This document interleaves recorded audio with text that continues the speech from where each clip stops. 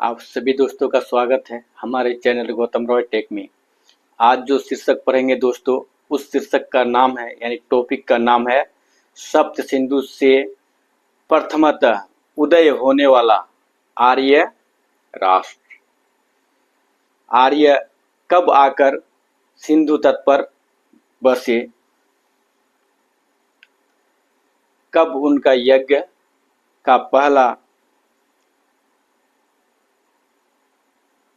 अग्नि प्रज्वलित हुआ, आर्यनवासी पारसिकों से आर्य कब स्वतंत्र हुए, आर्यों ने सप्त सिंधु कहलाना अपने आप को क्यों पसंद किया, इस वीडियो के माध्यम से हम लोग पूरा जानेंगे। तो दोस्तों बने रहिएगा, वीडियो में थोड़ी लंबी होगी।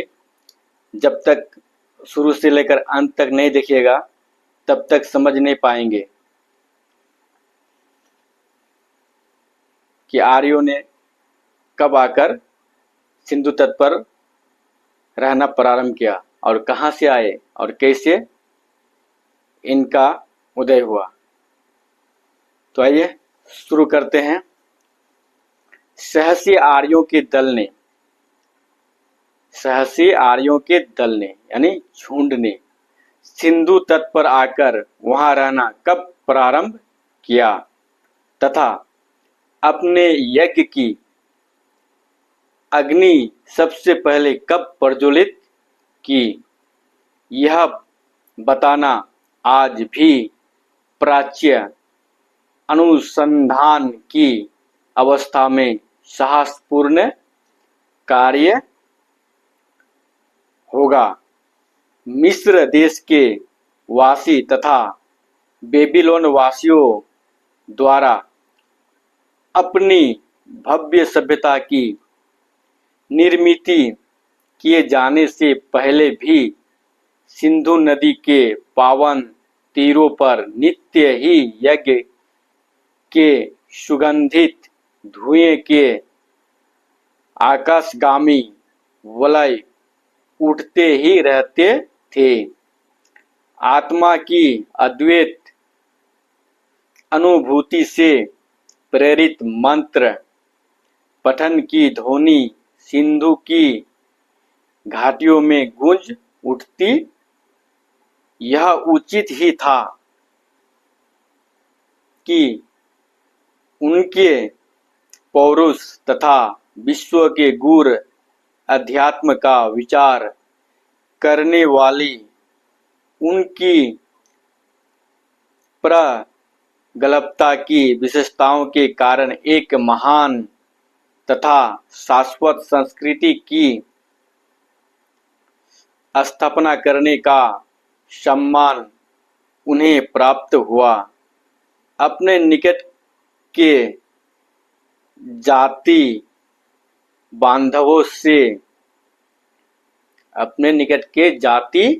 बांधवों से विशेषतः आर्यनवासी पारसिकों से आर्य जब संपूर्णतः स्वतंत्र हो गए, यानी आर्यनवासी पारसिकों से स्वतंत्र हुए, यानी ये लोग तभी पारसिकों के क्या थे, गुलाम थे, उनसे ये लोग स्वतंत्र हुए। तब सप्त सिंधु के पार अंतिम सीमा तक उनके उपनिवेशों का विस्तार हो चुका था। हम लोग एक स्वतंत्र राष्ट्र हैं। अब जाके ये लोग स्वतंत्र राष्ट्र हुए हैं। इस बात का पर्याप्त ज्ञान भी उन्हें हो चुका था। इसके अतिरिक्त इस राष्ट्र की सीमाएं भी निश्चित हो चुकी थी। सिंधु तट पर शरीर में फैले हुए ज्ञान तंतुओं के समान उस भूमि पर विरत रूप से प्रवाहित होने वाली उन तुष्टि पुष्टिदायक सप्त सरिताओं के कारण ही एक नए संगठित राष्ट्र का निर्माण हुआ था। मतलब वहां पर 7 सरिताएं थी, नदियां। सरिताएं मतलब नदियां, जहां की ये बात हो रही है। सप्त सिंधु, सप्त सरिता, यानी आर्य लोग पहले जहां पर थे, जहां पर वो लोग का उदय हुआ, जहां पर वो लोग का पहला राष्ट्र बना, वहां 7 नदियां थी, सप्त सिंधु थी। वहीं पर वो लोग का प्रथम स्थान था। वहीं पर वो लोग का आर्यों का स्वतंत्र राष्ट्र बना। इससे पहले वे लोग पारसिकों के गुलाम थे,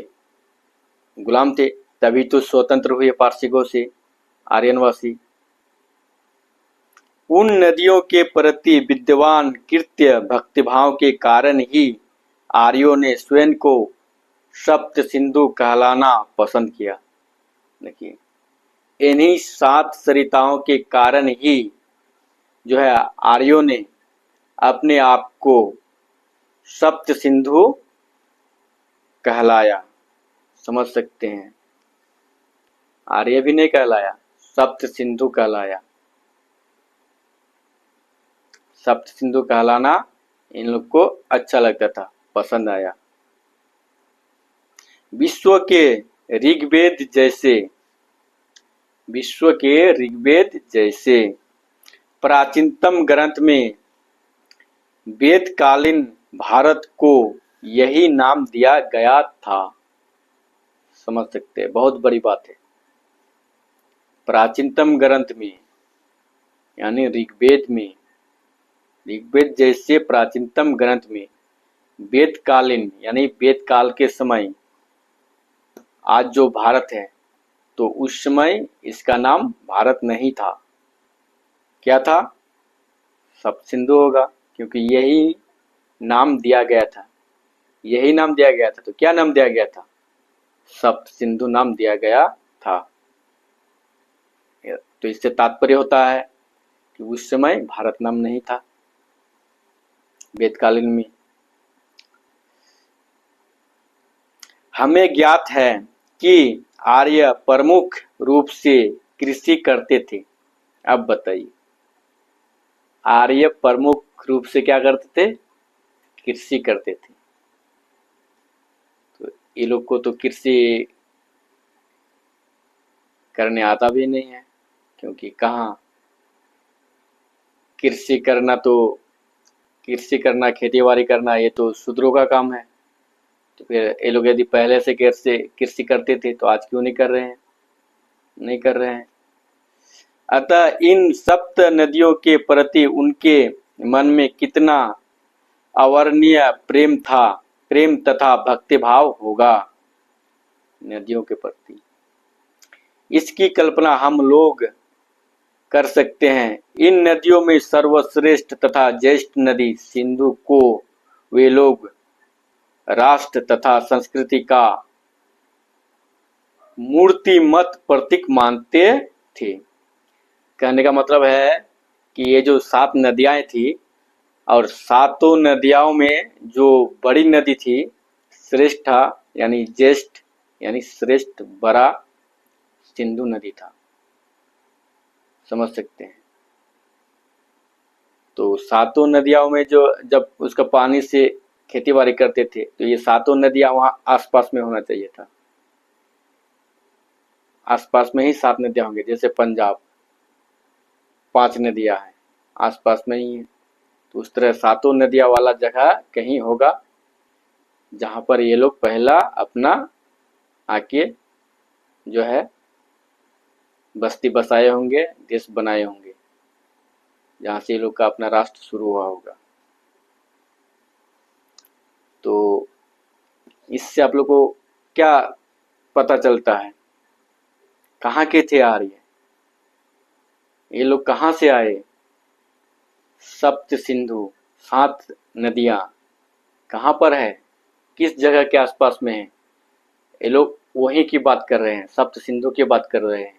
और वहाँ सबसे बड़ी नदी सिंधु ही है, बाकी सब छोटे होंगे। और ये कुल मिलाकर 7 नदियाँ है वहाँ पर, वहीं से ये लोग का उदय हुआ है। तो दोस्तों, आप लोगों को ये वीडियो कैसा लगा?